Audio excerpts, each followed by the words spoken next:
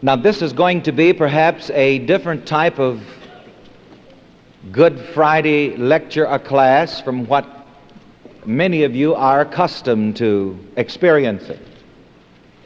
This is a teaching church. As a matter of fact, I think of this church itself as a school, because this is really what it is. Here we call our philosophy the science of living. We don't have a dogma, but rather philosophy, the science of living, which sometimes I more correctly call the science of self-awareness. And I love to do the introductory statement on this.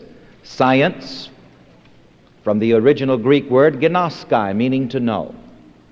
So then the science of living, meaning to know how to live. This is very important.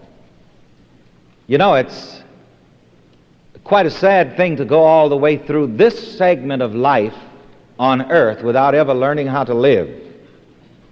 And too many people are doing just that, going all the way through this earth experience without ever really learning how to live, without learning really who they are. I had a very interesting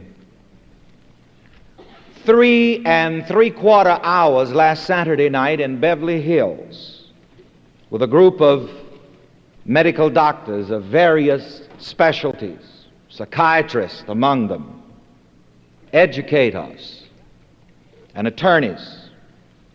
One gentleman there was in charge of the educational system for a large city that I will not name. And we were talking about the importance of people coming to know themselves. So this outstanding educator went so far as to say that in school, when kids have problems, even with their spelling, it relates to their self-knowledge, to their self-image. And I found that very interesting. Now this evening, our formal subject is the glory of the cross. And I'd like to read a text to you from the 6th chapter of Romans, the 6th and 7th verses. And now that you're all comfortably seated, we're going to stand and read this together for emphasis.